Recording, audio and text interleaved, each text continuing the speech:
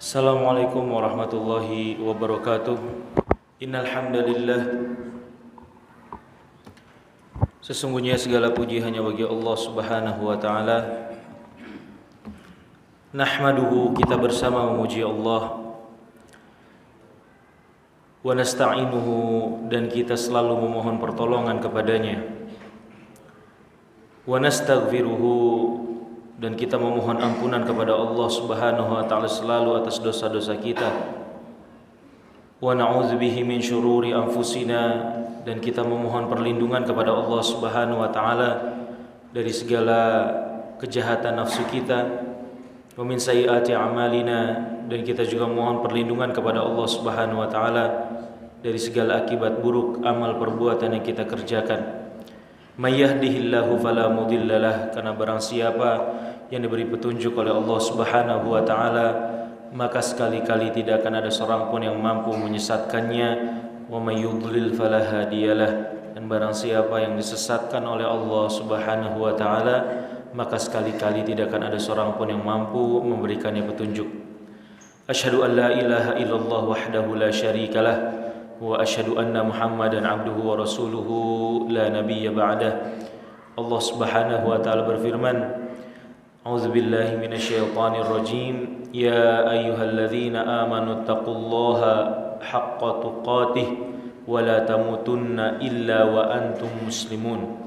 Wahai orang-orang yang beriman, bertakwalah kalian kepada Allah dengan sebenar-benarnya takwa, dan jangan sekali-kali kalian mati kecuali dalam keadaan sebagai muslim.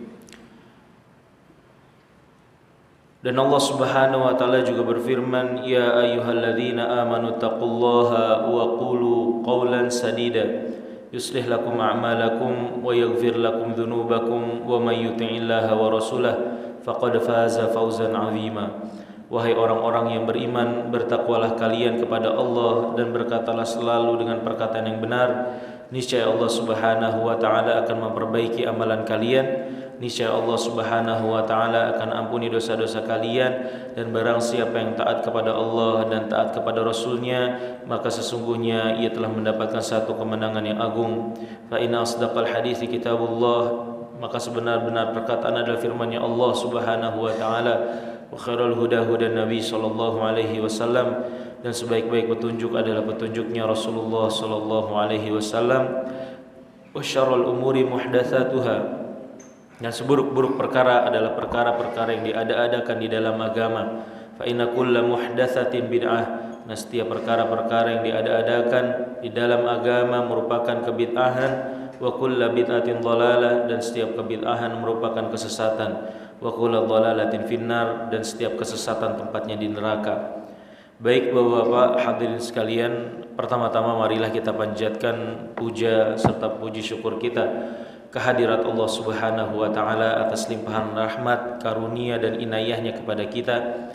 Dan marilah selalu kita mensyukuri nikmat Allah Subhanahu wa taala berupa keimanan yang masih mengisi sanubari kita, dan kemudian nikmat Islam dan amal saleh yang masih Allah Subhanahu wa taala perkenankan kita untuk melakukannya, dan nikmat hidayah tentunya, karena tanpa hidayah dari Allah Subhanahu wa taala di dalam hati kita, maka mustahil bagi kita bisa menikmati amalan-amalan saleh sebagai seorang hamba Allah Subhanahu wa taala di sisa hidup kita.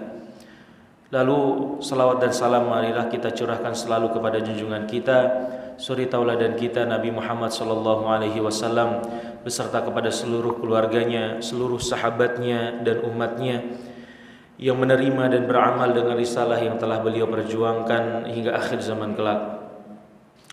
Baik hadirin sekalian, alhamdulillah kita kembali diberi kesempatan oleh Allah Subhanahu wa taala untuk berkumpul setelah kita melaksanakan kewajiban kita sebagai seorang muslim. Semoga berkumpulnya kita ini di masjid yang kita cintai ini tetap dalam rangka, dalam usaha kita menambah keilmuan kita.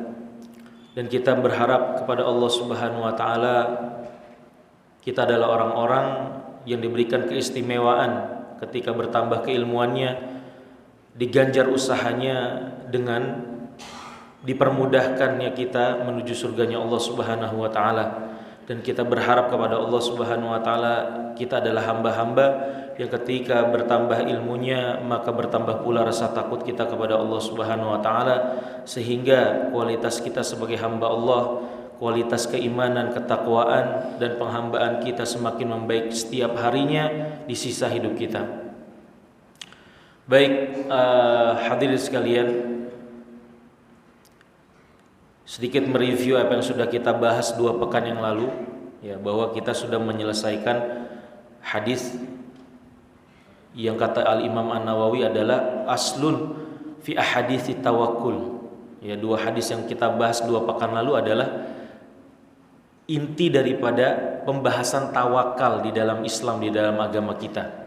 Ya, tawakal, ya, sebagaimana kemarin kita sebutkan, ya, perkataannya Umar bin Khattab bahwa Rasulullah SAW bersabda, seandainya kalian bertawakal kepada Allah dengan sebenar-benarnya tawakal, maka niscaya Allah Subhanahu wa taala akan membukakan pintu rizki kepada kalian sebagaimana Allah bukakan rizki kepada burung-burung, di mana burung-burung tersebut pergi dari sarangnya dalam keadaan perut kosong, ya, dan kemudian balik ke sarangnya pada sore hari dalam keadaan sudah kenyang. Ini kata Al-Imam An-Nawawi adalah aslun fi tawakkul, dan kita kemarin sudah memperdalam dalam pembahasan rizki, ya, pembahasan rizki. Sebelum kita beranjak kepada hadis berikutnya dalam kitab Riyadhus Shalihin, ada 2 pikiran atau 2 konsep besar di dalam agama kita dalam permasalahan rizki yang kadangkala kita tidak memperhatikan dengan baik, ya, tidak memaknainya dengan baik dengan hati kita, ya. Yang pertama, Bapak-bapak hadirin sekalian, bahwa rizki dari Allah Subhanahu wa taala itu bukan sekedar harta benda, ya. Rizki dari Allah Subhanahu wa taala itu banyak, bukan cuman harta benda. Karena di dalam benak kita, mayoritas manusia, ketika kita dengar kata rizki, apa yang terlintas di benak kita? Ya, sebagian besar pasti terlintasnya itu harta, duit, ya, mobil, rumah, rizki, materi, ya. Karena memang gaya hidup kita yang ada sekarang, ya, di orang-orang zaman sekarang, gaya hidup materialistis. Jadi tidak bisa menalar lebih daripada itu, ya, karena sudah terbiasa digembleng, dididik, ya, apalagi di zaman media sosial sekarang kita dididik bagaimana memposisikan rizki itu, ya, terbatas pada materi belaka. Tapi perlu diingat dan ini perlu diperhatikan, insya Allah ketika kita memahami ini kita akan banyak bersyukur kepada Allah Subhanahu wa taala, ya. Semakin banyak kita pandai untuk mengambil hikmah dari segala kejadian yang terjadi di dalam hidup kita, bahwa rizki dari Allah Subhanahu wa taala itu bukan sekedar harta. Bahkan sebagian ulama mengatakan bahwa yang namanya harta benda itu, materi itu, rizki Allah yang paling rendah grade-nya, ya. Rizki Allah yang paling rendah. Banyak yang lebih mulia daripada rizki itu sendiri, ya, lebih mahal daripada rizki itu sendiri. Kesehatan itu rizki, bukan? Kesehatan itu rizki, ya. Kesehatan itu rizki. Kesempatan rizki, ya. Antum nih misalnya kerja, yang ada di benak antum tuh ngumpulin duit gitu, ya. Misalnya antum kerja Gojek misalnya, ya, yang ada di benak antum pokoknya sehari ini harus dapat sekian 200.000, 300.000 misalnya. Yang antum Gojek, ya, dengan obsesi target uang setinggi itu, sedemikian rupa, tiba-tiba misal qadarullah antum kecelakaan, ya, antum kecelakaan, target antum sehari 300.000, udah dapat misalnya 300.000, ya, kecelakaan, sobek sana sobek sini dikit, ya, masuk rumah sakit biayanya berapa? 500.000, ya kan?